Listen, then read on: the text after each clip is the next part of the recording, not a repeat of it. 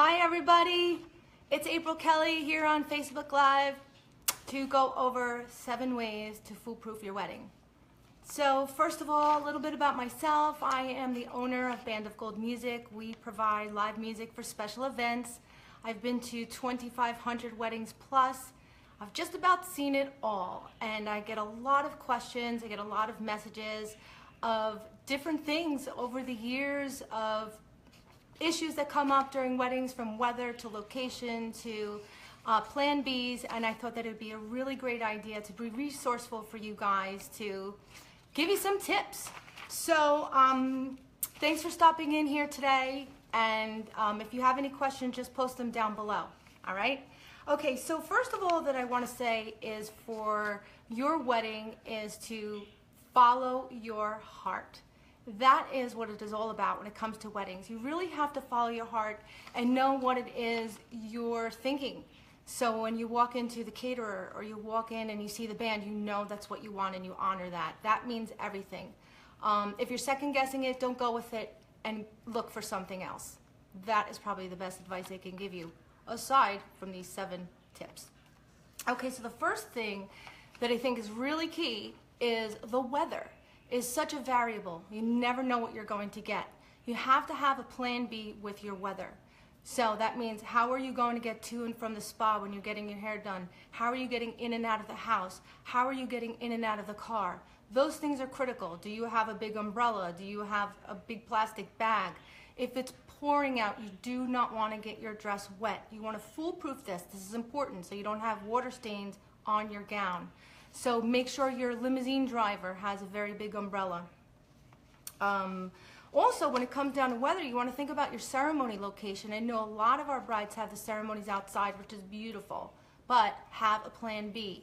With that plan B, like your plan B, we did a wedding in Bermuda, and the wedding was supposed to be outside, and it started to rain, and when they put the wedding inside, it was in a room the size of a living room.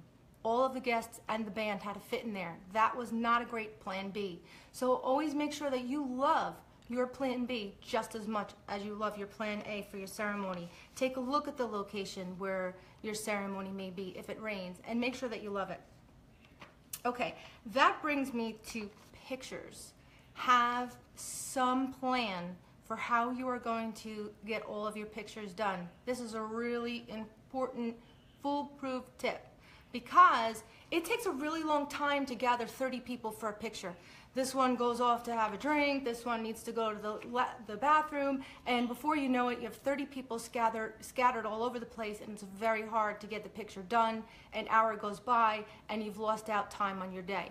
Make a list of all of the pictures that you want to get, and have somebody there as your advocate to check them off, give it to your photographer, and make sure that all gets done. That's really important, because family has a tendency to stand around and talk and gather, and when you want to get pictures done, sometimes that can be really difficult to navigate. So definitely make a plan with your pictures. Okay, so another tip, number 3, is check the area where your wedding is going to be held prior to. Why? Because we did a wedding in Central Park and there was a marathon and none of the guests could get in to the wedding. So they had to park on the outside of the park, and then they had to walk through. I've had weddings where we've been to where the roads are closed and the construction is going on, and you've given your guests direction cards to get there, and those do not apply. So look on the local police department, look on local construction, and see what's going on in the area. Look on event happenings, look on your newspaper. They'll all tell you what's going on in the area. And then you can let your guests know that, hey, there's going to be construction, or plan ahead. Really important. Okay, road closings and construction. Okay, number 4, leave extra time for everything. Everything will take much longer than you think. From RSVPs, if you have a due date of RSVPs on Friday, I guarantee you won't have the majority of them by Monday. So leave yourself extra time. Maybe put in your mind you want RSVPs by Friday, and then have your deadline the Friday before so that you have extra time. You will always hunt people down for your RSVP. That will always happen. There'll always be people who'll say, oh, you knew I was coming. I thought you knew. But you need to know because you can't assume. You have to get a definitive head count for your caterer. Okay, other things to leave extra time for, like picking up your license, your marriage license, picking up your dress. There are a number of things you can't do until a few weeks before your wedding, like those things I mentioned. Your marriage license can't be done 6 months before. So what happens is